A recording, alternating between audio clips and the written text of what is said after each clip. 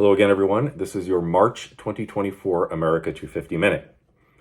The Boston Port Act, also called the Trade Act of 1774, was an act of the Parliament of Great Britain which became law on March 31st, 1774, and took effect on June 1st, 1774.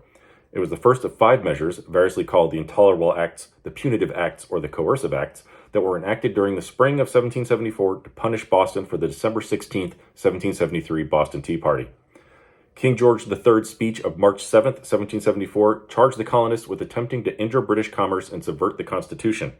On March 18th, Prime Minister Lord Frederick North introduced the Port Bill, which outlawed the use of the Port of Boston by setting up a barricade or blockade for the, quote, landing and discharging, loading or shipping of goods, wares, and merchandise, unquote, until restitution was made to both the King's Treasury for customs duty lost and to the East India Company for damages suffered.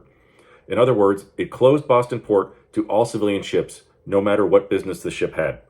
It also required the Massachusetts Bay Colony's seat of government to be moved to the port of Salem at Marblehead and made a port of entry.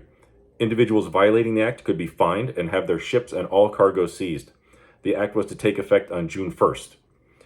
Even some of the strongest allies of America in Parliament at first approved the act as moderate and reasonable, and certainly a preferable alternative to full-scale war, and argued that the town could end the punishment at any time by paying for the merchandise destroyed in the riot and allowing law and order to have their course.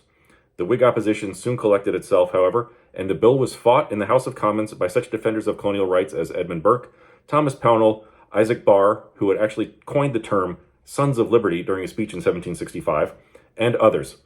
Despite them, the act was passed by Parliament on March 25th, 1774, without a division in the Commons and by a unanimous vote in the Lords, and given royal assent by King George III on March 31st.